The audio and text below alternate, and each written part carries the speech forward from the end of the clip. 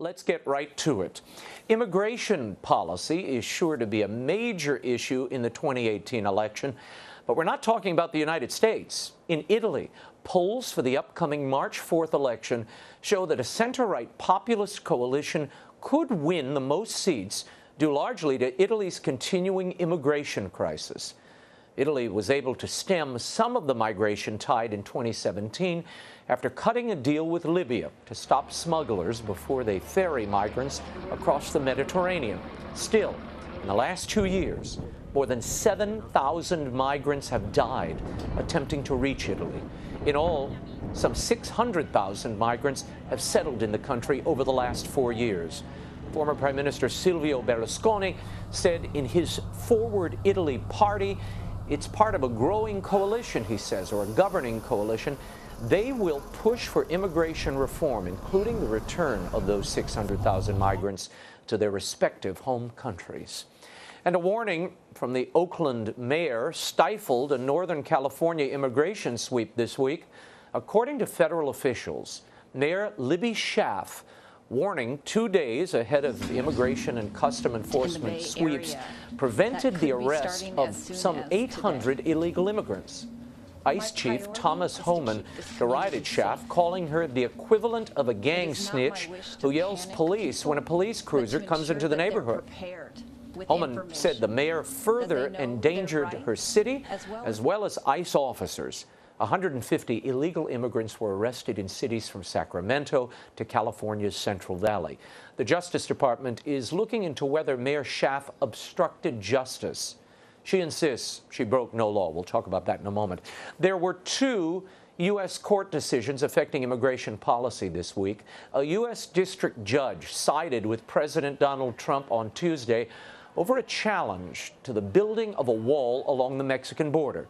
Judge Curiel, you'll remember that name, rejected claims by the state of California and advocacy groups that the administration needed to conduct environmental impact reviews before constructing the wall. A 2005 law gave Homeland Security broad authority to waive such reviews. And the U.S. Supreme Court is denying for now a review of President Trump's termination of DACA, the Obama-era directive that has allowed hundreds of thousands of children brought to the U.S. illegally to remain without fear of deportation. Set to expire on March 5th, 2 federal judges had issued national injunctions ordering the administration to keep DACA in place while courts consider legal challenges to Trump's termination of the program. The president attempted to bypass the appellate courts and instead appealed directly to the Supreme Court to rule on the matter. California's Ninth Circuit Court is likely to hear the case next. Trump didn't seem to hold out much hope of winning there, criticizing the liberal-leaning court, saying on Monday, nothing's as bad as the Ninth Circuit. With the fate of DACA still up in the air in Congress, Catholic activists held a march in support of so-called Dreamers right here in Washington this week. To discuss immigration policy and the Catholic response is the Senior Director of International Migration Policy at the Center for Migration Studies and former USCCB Director of Migration Policy, Kevin APPLEBY. And next to him is Resident Fellow at the Center for Immigration Studies, Andrew Arthur. Kevin, Andrew, thank you for being here. Thank you, sir. I want to start with, you heard about those 2 federal courts issuing national injunctions which prevent the president from ending DACA. Now, the Supreme Court on Monday declined to consider the administration's expedited appeal of those injunctions. The president wanted to end this program in March. Are the courts being used as political weapons in this conversation and debate over DACA, Andrew? Absolutely. And quite frankly, Judge Alsup and Judge Garofis, their decisions just don't make sense. Quite frankly, they say that this is a purely discretionary act by the administration, and then they say that the administration can't undo it. It doesn't make any sense. So. Kevin? The courts are part of our government. They're a branch of the government. They have equal power. The Supreme Court gave a tip of the hat to the Dreamers here. They said, we're going to give you more time. We're going to give Congress more time to settle this the right way legislatively. On the merits, the Trump administration will probably win eventually. But I think what the Supreme Court is saying is, like, you have to go through regular order here before we're going to take this up and rule on the merits. Yeah, we have to remember, the DACA plan was done with the stroke of President Obama's pen. And in fairness to him, and we should say, because, I try to place all this in context, both for myself and for the viewers, the courts were used, and I would argue politicized in a horrible way during the Obama administration, because you had a lot of Republican AGs in states saying, well, we don't want to implement Obamacare or this. So they started using these group, torts to try to stop or impede these executive acts. Now, they are executive orders, and that should be set up front. So does Congress have a responsibility to find a solution here to this DACA problem?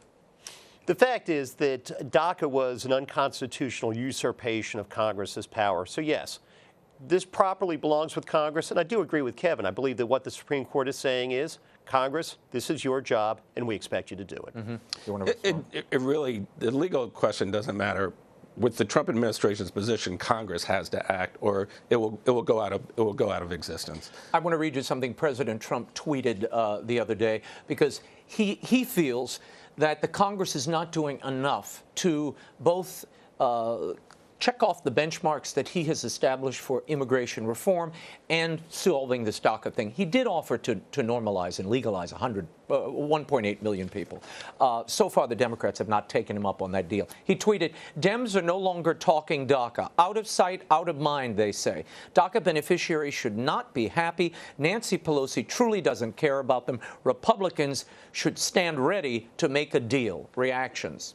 Laughable. I mean, President Trump is the one that torpedoed the one bipartisan compromise, which included his wall, by the way, that could have passed. Which was that? It was the bipartisan compromise from Collins and Manchin that got 54 votes, and then Grassley's, who got only 39, which is what the administration wanted, had no chance whatsoever. And President Trump said, we're going to lobby against the bill that even has a chance. So what's significant here is that I think he's blown his chance to really get his wall. This was his big chance. The Democrats were going to give him the wall in exchange for DACA or exchange for but he wants chain migration to end. There are other benchmarks here that they didn't, none of those bills provided. I mean, and they didn't fully fund the wall, did they, Andrew? No, they didn't. And here's the thing. Anytime that you have an amnesty, and regularizing the status of 1.8 million people is an amnesty, you have two effects. One, you have additional people entering the United States illegally, and two, you have chain migration. The president acted in the way that he did in order to ameliorate those two negative impacts of the amnesty. Quite frankly, I don't understand why Congress doesn't understand that and doesn't act. Okay, I want to get your opinion on something. This happened last Tuesday. The U.S. Conference of Catholic Bishops had called for a national call-in day for the protection of dreamers. They were encouraging Catholics to call their representatives in Congress to urge them to support these young adults, dreamers, they're called. I've spoken to some Catholics who say there's also an argument here that the bishops, regardless of their good intention, are supporting people who are breaking the law. Your reaction?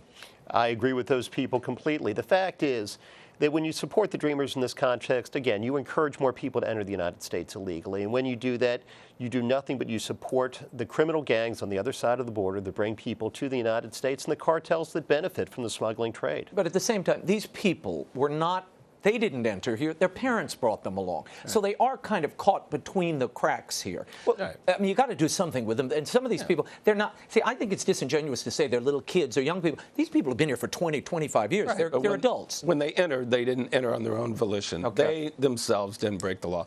And none of the bills really gave the parents a path to citizenship.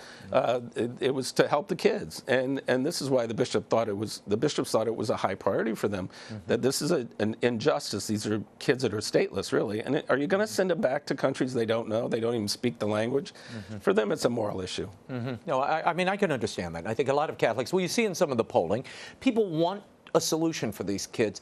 The question is, how do you get there? Because at the same time, they do want increased border security. They do want the wall. These numbers show, and they also don't want more people breaking through the border either. There's got to be a balance here. There's got to be a balance. And I do worry that in the Catholic context, we have reached a point where if you don't fully support a total relaxation of immigration laws and no border controls at all, you're suddenly not considered a good Catholic. This is a non-essential issue. This is not a non-negotiable. This is kind of Catholics can differ on this issue and the way to approach it. They can. Prudential. But in fairness, the bishops have supported border security in the past. In fact, they supported this bipartisan compromise. They don't support the wall. Well, that's for sure. They supported the bipartisan compromise that gave the president $25 billion because it had the Dreamers in it. So it's not as black and white. You know? Okay, I want to move on to this, and I want your reaction to this, Andrew. On Tuesday, a small group of Catholics protested on Capitol Hill, hoping to pressure Congress into making some decision on the DACA people we've been discussing. The PICO National Network, along with a group called Faith in Public Life and the D.C. Catholic Coalition, organized this day of action. Now, PICO's been known for their work in advancing women's theology of liberation, other radical feminist and womanist theology movements. Faith in Public Life lobbies against the church regularly on abortion, marriage. In fact, it's a very active abortion proponent at the UN. Now, according to WikiLeaks, there were documents from George Soros' foundation. Both of these organizations received $650,000 in 2015 from the Soros Foundation to shift, quote, the priorities of the U.S. Catholic Church. How representative are these protests, and we're putting some of them up on the screen, how representative is this of the Catholic people and where they are today on this issue? I think the Catholics are an open-hearted people, and that's why they have sympathy for these individuals. But I think that the rank-and-file Catholics in the United States also understand that we need border security, we need to stop people entering the United States illegally, and we need to have the rule of law. So I don't think they're representative at all. I mean, it's a big church, okay? So these are people who are on the left who feel strongly about this issue. They have a right to protest. They have a right to get arrested if they choose. If they don't have a permit. Yeah. Right. You know, so I don't see a problem with it. And it sort of reminds Congress they're not off the hook on this issue. Just because they lost some bills and the courts acted doesn't mean they don't have a responsibility. Yeah, but I had to laugh when I saw some in the Catholic media covering this like Mother Teresa was in a pro-life march being dragged off to the gulag when, you know, these are clearly community activists and organizers, and they're kind of the old hard left. I mean, poor Tom Reese, Father Tom Reese is there in the microphone, you know, whipping up the troops, and the poor sisters in the purple T-shirts. They're doing it in the spirit of, the pro-life groups that do the same thing. Well, I know you think that's not morally equivalent, and it isn't morally. It isn't morally. That's another issue. That's another. You think they're morally equivalent? No, I'm not. You think immigration and border security is equal to abortion? No, I'm not saying that. Okay. I'm just saying that doesn't mean they can't use those tactics or express themselves on an issue they believe in. Sure, no. I support their right to protest. The question is, how representative is it? Does this represent the vast majority of Catholic people? And I would argue the vast majority of Catholic people are kind of just letting Congress handle this. It's a prudential judgment they think Congress should handle. They settle it at the ballot box. 90% of the American public support the Dreamers, so I'm sure there are a lot of Catholics. Depends on the poll. That Harris-Harvard poll, you saw the numbers went in the other direction. Pretty much overwhelming. What are your thoughts on this? Because it does seem the polling, there's discrepancies here, Andrew. I think that the American people, part of the reason that Donald Trump, in fact, a big reason Donald Trump got elected was because people saw a border that was out of control, saw an immigration system, immigration laws were not being enforced. And I think that, much like the American people, the Catholic American people want to see order in our system. We're big-minded, we're big-hearted people. We want to bring people into the United States, but we want to do it the right way, and we want to do it legally. Can I just say something Go ahead. The border being out of control? Studies are showing that people overstay their visas more than they come across the border. And that, in fact, the undocumented population is going down. So I'd like some more specifics on how the border is out of control. Oh, and I can give them. I mean, tens of thousands of children in 2014, 2016, and Kevin knows this, came across the border, and they violated and jumped the border. into the arms of the Border Patrol. They weren't trying to evade. Because they knew that they could take advantage of the loopholes in the law that President Trump wants to close. When we talk about border security, we're not just talking about the wall. We're also talking about loopholes in the law that allow unaccompanied alien children to come to the United States, and then ICE is expected, HHS. Catch and release. Exactly. No, to fulfill the role of the smugglers once they get to the United States and deliver them to their families. Go ahead, Kevin. These kids are fleeing for their lives. I mean, gangs are chasing them. If they got sent back, they'd be killed. But that's why they're coming. That's for a blanket safety. statement that I don't think the Catholic can support. Yeah. Well, I'll give you. We've got several reports. Look, we've all been to Mexico, Guatemala. I've been to Mexico, Guatemala, Colombia. I've been to these countries. it breaks your heart. My father's from Guatemala. He was raised there.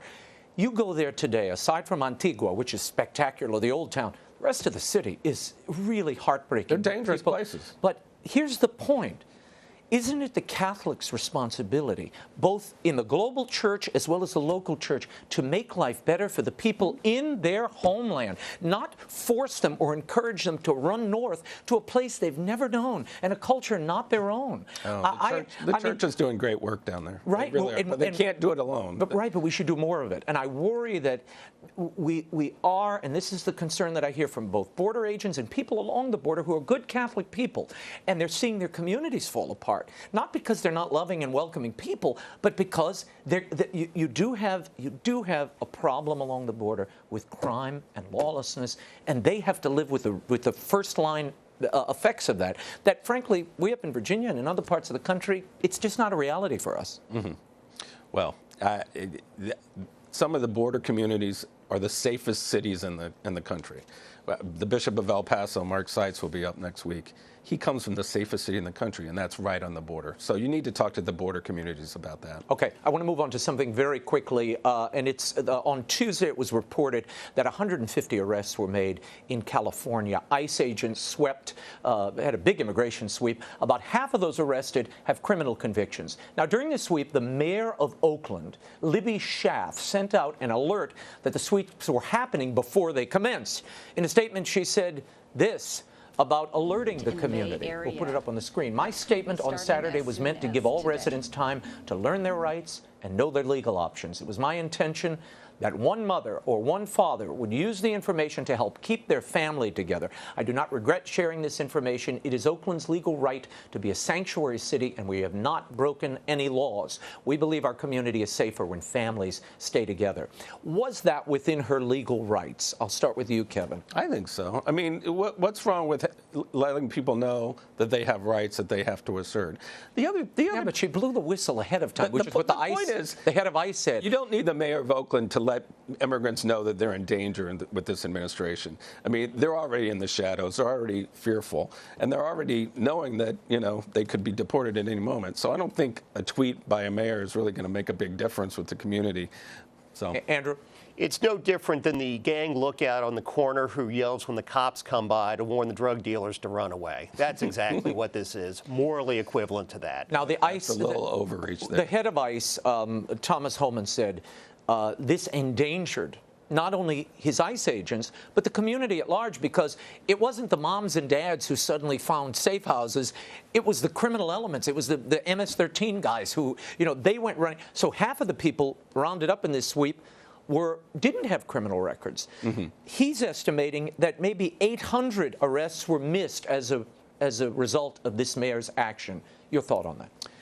Well, Mr. Homan doesn't necessarily have to let the mayor of any mayor know, actually, what they're doing. No, it leaked. Somebody leaked this to him. Right. He didn't know. I mean, he didn't alert her, obviously. Well, whatever the case may be, they have a right to go, enforce the law when they want. So, however it happened, it was done, and maybe he's right that it did have some circumstances like that, but I don't think the mayor of Oakland was beyond her legal rights to do that. Andrew. I disagree wholeheartedly. I come from a police family. My aunt and uncle were both cops, and the one thing that you worry about is the knock on the door at night to tell you that your loved one is dead. When you give criminals notice that ICE is coming to them, they're able to arm themselves, and they're able to attack the ICE agents that come. The first dead ICE agent, the first injured ICE agent is on Libby Schaaf's head. Well, the Justice Department is exploring whether she violated That'll be interesting to see how that comes justice. out. We'll see how that investigation turns out. Gentlemen, as always, thank you for the spirit and your insight.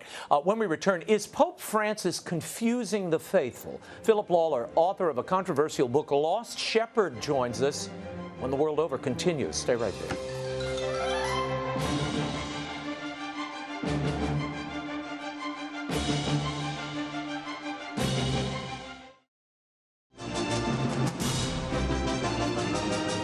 Now, once again, Raymond Arroyo.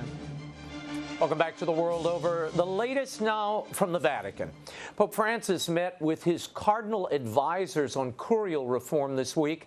In the wake of the latest mishandling of the clerical abuse crisis, Cardinal Sean O'Malley offered a proposal for regional tribunals to hear cases of sex abuse.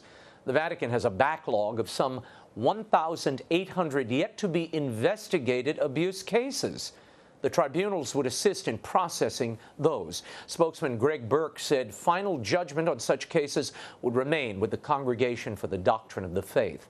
Also discussed cost containment and reduction of the Holy See's deficits and a, quote, healthy decentralization of authority across the Universal Church.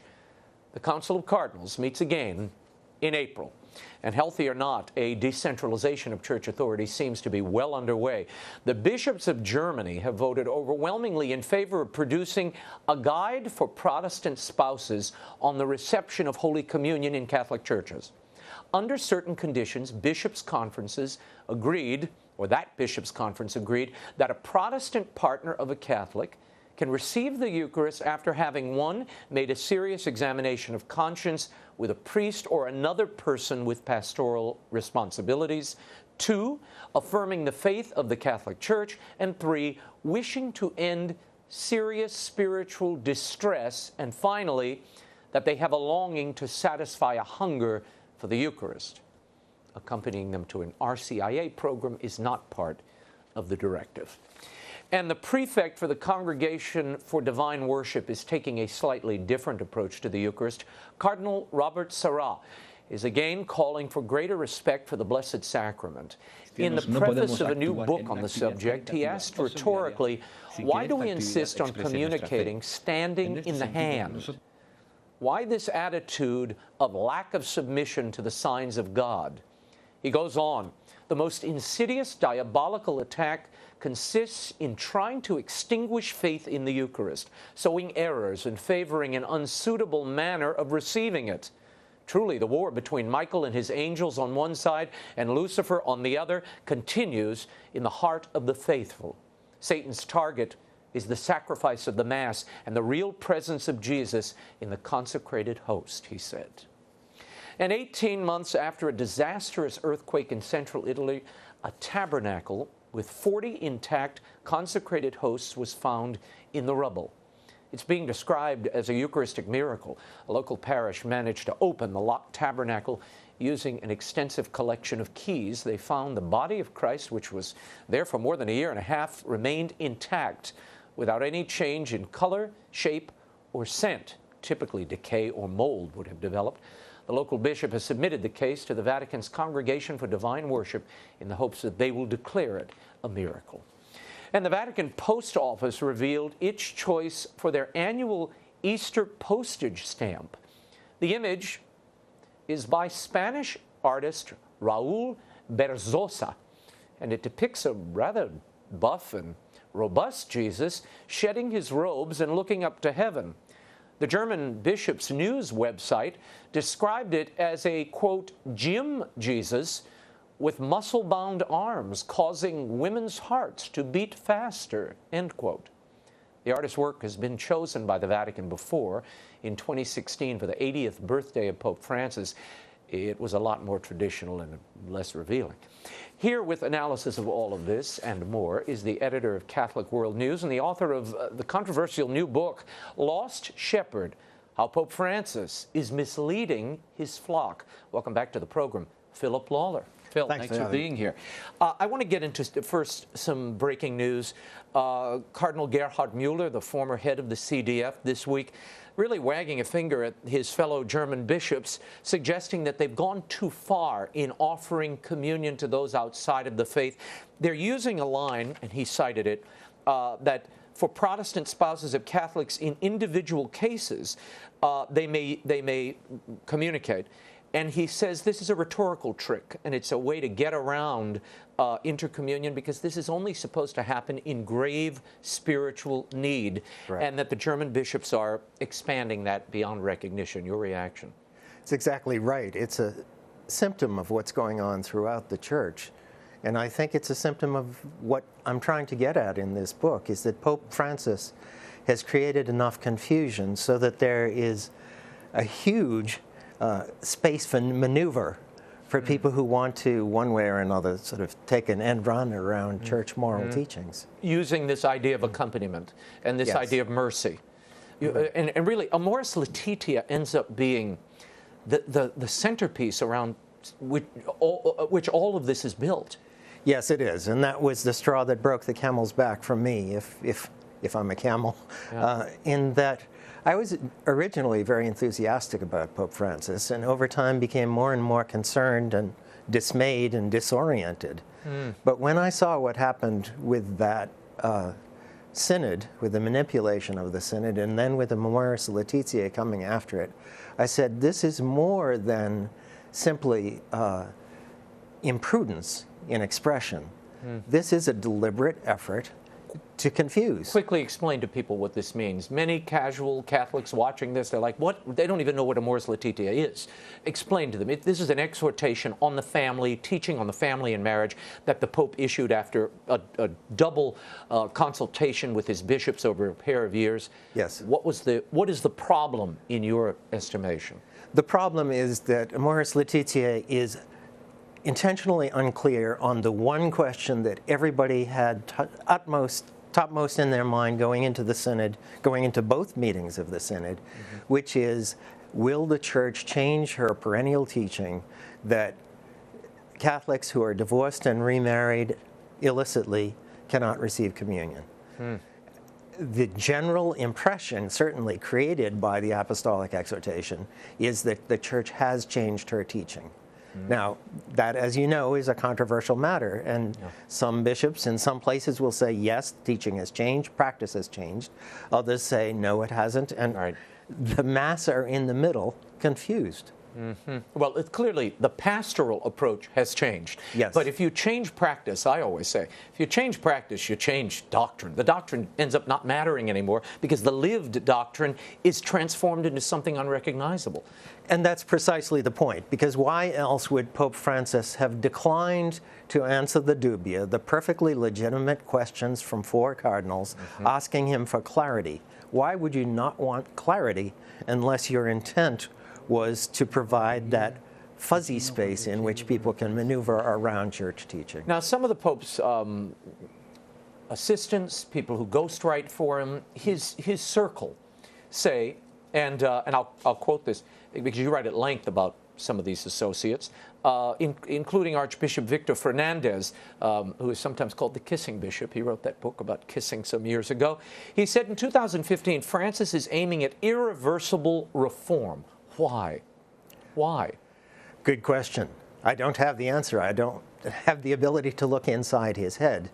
But there's something inherently wrong with the idea of irreversible reform, unless what you mean by reform is back to the fundamentals of the Catholic faith.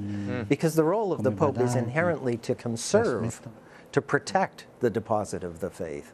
Why did you want to write this book? I'm sure, and I've read you being open to all sorts of criticism as a result of it. What moved you to write this book? I didn't want to write this book. What happened is, actually, a year ago today, exactly, I wrote a post because I boiled over with frustration. And I wrote an essay which I entitled, "This Disastrous Papacy." And it prompted more reaction than anything else I've written in 30 years of journalism.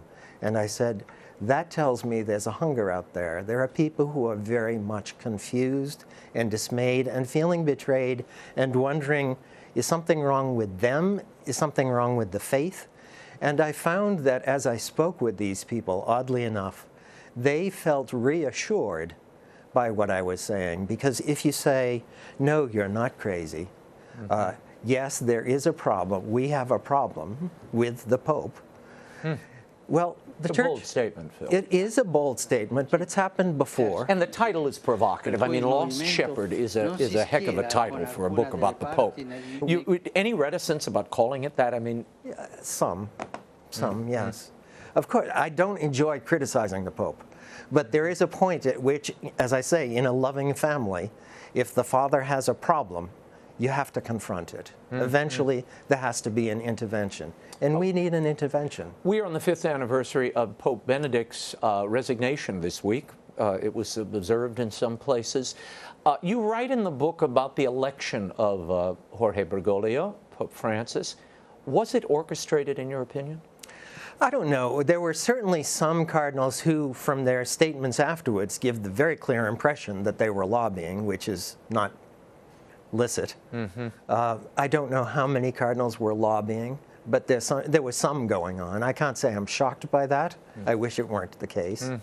It was a curious election in that Cardinal Bergoglio was not one of the front runners, as you well know. No. You were there. Yeah. One of the people whose names were being dropped all the time. No, he was number 15 in my briefing book of 15. That sounds about right. Yeah. But he had a high showing in the last conclave. Which makes it all the more interesting that then he sort of dropped out of the picture afterwards. So it was a curious election, and then it came out fairly quickly. So I don't know what happened there. You write in the book, I'm going to put this up on the screen. I did my best to provide assurance for my readers and sometimes for myself that despite his sometimes alarming remarks, Francis was not a radical, but was leading the Church away from the ancient sources of the faith. But gradually, reluctantly, I came to the conclusion that he was. I found I could no longer pretend that Francis was merely offering a novel interpretation of Catholic doctrine. No, it was more than that. He was engaged in a deliberate effort to change what the Church teaches. I still go back to this. Why would the Pope, his job is to protect doctrine, not remake it or create it. Why would he think he could get away with this? Or do those around him think he can, and he's being enabled or pushed or perhaps led down a path by others? That's a very good question, and I do think that there are people surrounding this Pope who are much more radical in their beliefs than he is. It is suggestive, again, that with Amoris Laetitia, Pope Francis does not directly contradict church teaching. It's in footnotes, it's in the space between the lines. It's around the margins. And this goes to my point, and to bring up Fernandez's quote, Archbishop Fernandez's quote again about irreversible reform.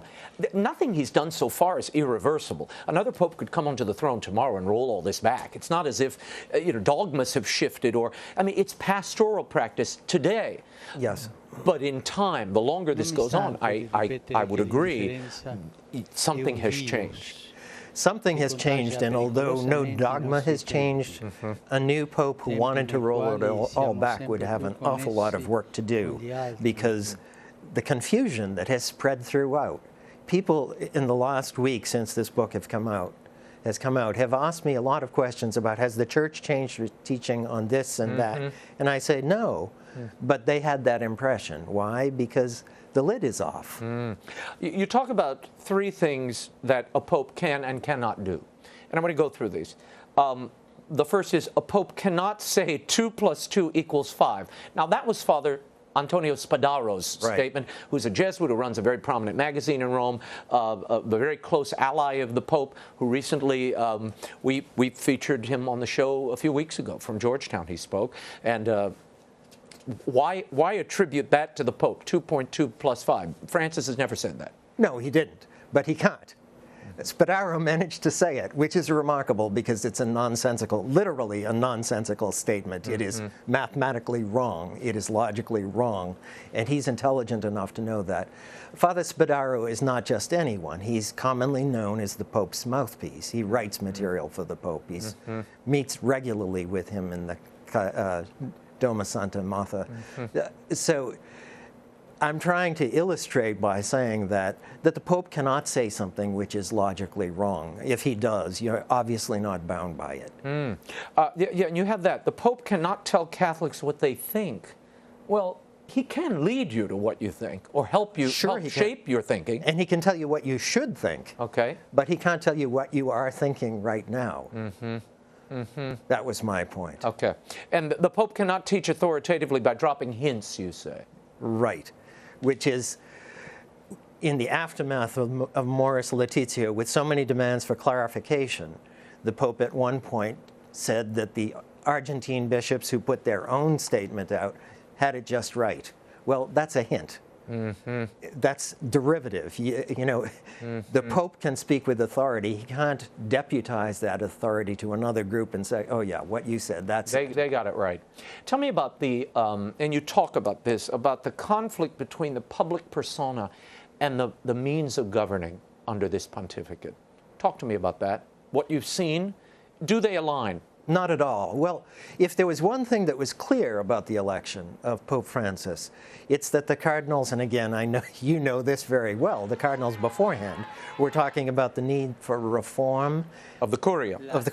And of the economic workings of the Vatican, Right. and for accountability and responsibility. And Benedict stepped down because he wanted a younger man to take the reins of the evangelical side of the papacy, which means, in his mind, a lot of globetrotting. I would disagree with him, but that was in his mind what John Paul had Perhaps established. so. But as far as the mandate for reform, it simply hasn't happened. The Curia has not been significantly reformed. There have been some shuffling of responsibilities, but we're now 5 years in, and there's not substantial reform. As far as the economic reform, that has fallen apart completely. And why is that? I mean, we've seen scandalous stories of people carrying valises of money out of the place. The Vatican bank heads walked out of the place, charging corruption and malfeasance that they witnessed inside, and they claim that's why they were walked out. Price Waterhouse's audit brought to an end. The head of the financial secretariat, Cardinal Pell, sent off. He's off fighting charges that had been faced years ago, 20 years ago. So what's going on? Why this chaos around the reform, not only financial, but personal, sexual, we're seeing around the edges of the Vatican? We didn't get to that yet. Yeah. Well, I think it's simply a matter where, as I say, he had a mandate for reform, and it's not happening. It's not at the top of his agenda.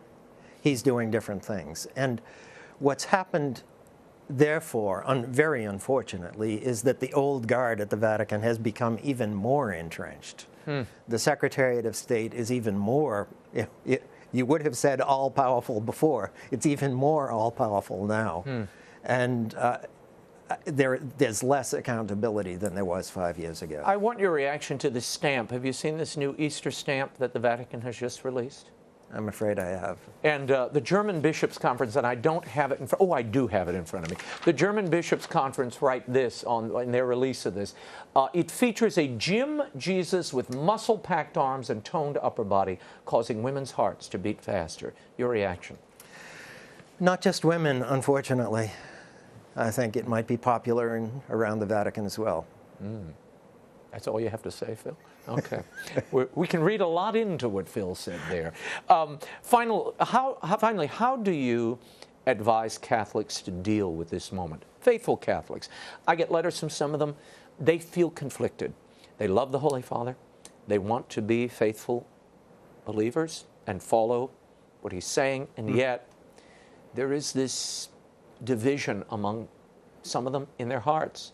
Because the things they're hearing now don't square with what they've been taught and what they've lived as. That's how I have felt for several years now. And I think first and foremost and last, you pray. You pray for the Pope, and you pray that the Pope will be acting as the Vicar of Christ and that he will preserve the Church. And you pray for the people around him, that they will help him in that regard. And as a practical matter, but fully in line with that prayer, I think you ask your own bishop to stand up and help bring clarity back in an age of confusion. And if that means saying unpopular things, well, I'm sorry, say unpopular things. Philip Lawler, thank you for being here. Lost Shepherd, How Pope Francis is Misleading His Flock, is available at bookstores everywhere and online. It's published by Regnery. When we return, Coptic Orthodox Archbishop Pangalos is here to tell us about the ongoing assault on Christians in Egypt and throughout the Middle East, the world over. Continues in a moment. Stay here for that report.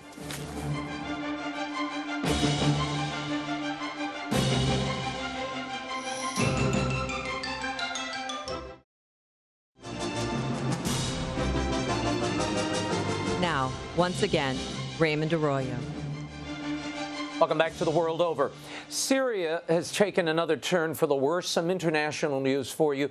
A week of heavy bombardment by government-backed forces in Damascus has left hundreds dead. Appeals for a ceasefire and humanitarian relief from the United Nations Security Council and Pope Francis have fallen on deaf ears, save for a 5-hour pause by Russian forces on Wednesday. For the second straight week, Pope Francis bemoaned the bloody war during his Sunday Angelus address. He said hospitals have been hit, people can't get enough to eat, all of this is inhumane.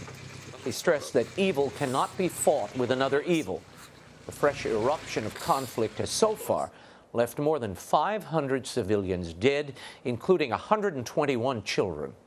Aid groups also report that several hospitals in the area are now out of commission, and relief workers are not being allowed access to the damaged area. Christian leaders are reopening the Church of the Holy Sepulchre in Jerusalem after the city backtracked on tax plans seen as targeting Christians in the region. On Sunday, Catholic, Greek Orthodox, and Armenian church leaders jointly decided to close the sacred church indefinitely to protest two controversial proposals by the city. At issue were proposed government claims of eminent domain on recently sold church-owned property and the removal of a tax exemption for church-affiliated organizations such as schools and hospitals. Eventually, Israeli Prime Minister Benjamin Netanyahu intervened. He worked with Jerusalem's mayor to find a solution on the municipal tax question, and deliberations on the land grab have been tabled. And 3 years after the beheading of 21 Egyptian Christians on a Libyan beach horrified the world, a new church has been dedicated in their memory.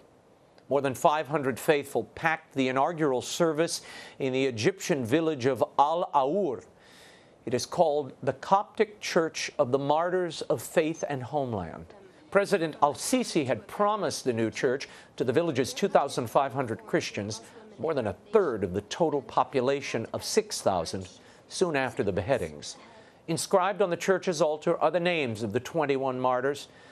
Anointing the altar, Bishop Bevnotios remembered them this way. Knives were held to their throats to deny their faith after 40 days of being captured, insulted, and threatened. But like the martyrs of every era, they held on to Christ. A week after their deaths, they were declared martyrs by Pope Tewodros II, the leader of the Coptic Orthodox Church in Alexandria. March 14th marks the third anniversary of the ISIS beheadings of those 21 Egyptian Coptic martyrs. And for several years now, the Egyptian government has been vocal about its outreach to the minority Christian population there. But has the violence in the region ceased, or is there an ongoing genocide? To update us is the Coptic Orthodox Archbishop of London, an official spokesman of Coptic Pope Tewodros. Please welcome His Grace, Archbishop Angaelos. Thank you for being here. Very good to be here. Thank Pleasure you. to have you. First of all, tell me, these jihadis are saying target Christians, target tourists in Egypt. Are you receiving the protections you need from the Egyptian government at this point? Well, I think their threats are broader than that. They're targeting Christians, tourists, the military, police. Indeed, they're targeting everyone who doesn't fit within a very narrow remit of what people should be. Mm-hmm. And I don't think we're looking at privileged protection.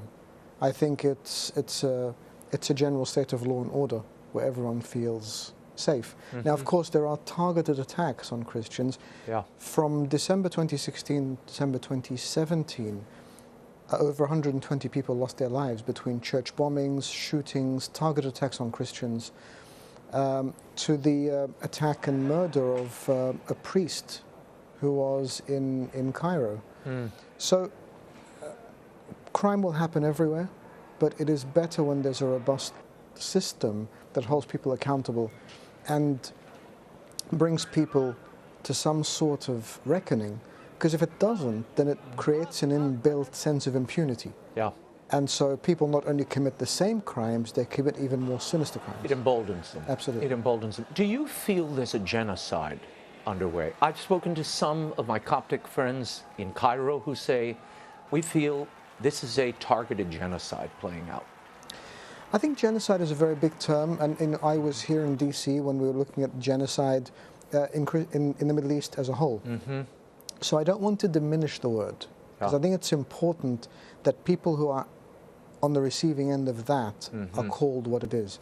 I think in Egypt it is a targeted persecution. Mm. It is part of a desired genocide, because those who perpetrate these crimes don't think that Christians have a place, and they want to eradicate, or at least to put them in a position where they are a servitude, a second class that is protected. I mean, you talk about a persecuted population and that this is a targeted persecution, but 200 Coptics have been driven out of their homes last year, 200 of them. You mentioned the 150 that died. Are you worried that we're watching the slow eroding of the Coptic Church before our eyes? I'm in the region. I have a particular view in that I don't think so. So Egypt is a very particular situation. Across the Middle East, we see countries where there were millions. Iraq, where there were over 2 million Christians, now less than 150,000. Right. And so on and so forth. In Egypt, we still have 13 million Christians, and that represents 90% of Coptic Christians worldwide, so only 10% have left. And so it's a very particular situation. The only other country like that would be Beirut, where the Maronite community is proportionately about 30%, but smaller in number. What it does do, however, is people who are there end up being on the receiving end of more attacks, so it puts an incredible amount of pressure on them. And because Egypt is the biggest bulk of Christians, it instinctively becomes the biggest target. Right. So if you want to make a statement, this is where you make it. You target this community, And so it does put a huge pressure on those people there. But again, they're faithful, they're resilient, they still fill their churches and their monasteries. And we see a great Christian witness continuing. People know that they are targeted, they know they are vulnerable. They know their churches are targeted, yet they will still go to church every Sunday. They'll fill the churches at feasts. Some people even pray with their families in their front rooms before they go to church, thinking they may not return, but they still go. Wow, amazing witness. To give us a sense very quickly, because so many in the audience don't understand, and I didn't before I went the first time, the heritage and the deep roots of the Coptic community in Egypt. These are the native-born Egyptians. These are the indigenous people of Egypt. And I think we misunderstand that when we look at the landscape today. Absolutely.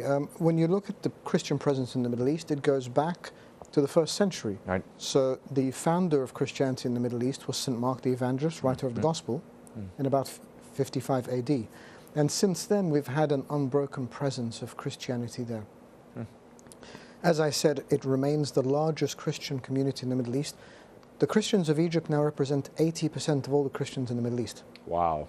And so it is really the last significant presence. But it is an indigenous people. Yeah. If you ever want to annoy a Middle East Christian, you ask them when their family became Christian, because they will instinctively say 2,000 years ago. Yeah. And that is the case. But they've lived this reality. We in Egypt have lived this reality for millennia. Have always lived persecution, have never taken up arms. As you say, the Libya Martyrs, it wasn't only the incredible dignity with which they met their deaths and they raised the name of their Savior up to quite literally the last moment, but it's the incredible grace and forgiveness of their families and their communities. And that really became a benchmark, and it became a testimony to all of these wonderful people who continue to live and witness. Pope Tewodros is very close to President al-Sisi of Egypt. This community you're talking about represents 10% of the overall Egyptian population. Al-Sisi has made great vocalizations, and he's had a few things like the building of the church we mentioned earlier. He's shown demonstrations that he stands with the Christian community. At the same time, many of the young people in your community are dissatisfied with him and don't feel he's done enough. Your thoughts? Has he done enough? Is there more to be done? And what would you suggest? My thoughts are that there is always more to be done. Egypt is coming out of a very bad time under the Muslim Brotherhood when they were there for a short period, but a very destructive period. If we're speaking about the past 70 years, there's been no real democracy there either. No. So this is not the restoration of anything. This is the actual building from scratch of a legitimate democratic system. As much as the president wants to do, even with the United States or anywhere, a country, a state, is more than the president. Yes. And no matter how well-intentioned he is, and I believe he is well-intentioned, it takes a lot more than that. It takes process, it takes system, it takes a lot more that can actually implement law and order and keep it. Of course, there were great expectations of people in 2011 with the uprising. We were challenged as a church that we weren't supporting it, and we were told that we were pro-Mubarak. What people didn't realize is we knew the truth. We understood. Because there was no firm footing or foundation, precisely what was going to happen. And it is what happened. There became a gap. Islamists took over. The country plummeted. And this is now what we're trying to pick up from. So I understand that people are dissatisfied. But I also think this is a very long game. And it's a long approach to something that needs to be done. It's going to need the whole community to work together, and it's going to need a working between state and religious communities, whether it's the Coptic Orthodox Church, Al-Azhar, which is the foremost Islamic institution in the Middle East, or anyone else. It is going to take a collaborative effort to help Egypt, and in turn help all the people of Egypt, Christians and otherwise. You are here this week. You're talking to the International Ambassador for Religious Freedom, Sam Brownback. Give me a sense of why you're here. What don't we know, and what does this audience, not only in America, but across Europe and Africa and other places, need to know about this community, and how you're regarded at home and treated by those around you? Well, I have good and faithful friends here who think it worthwhile to invite me back to present this perspective. And I do try to do that. I'm Egyptian, born in Egypt, lived in Egypt. I've been in the UK for 22 years. So I have a perspective from both sides. And what I try to do here, as I have done today, is present the perspective of what is happening to Christians in a way that an audience here can hear. At worst, people in the West don't realize that there are Christians in the Middle East at all. At best, they fully misunderstand the dynamics.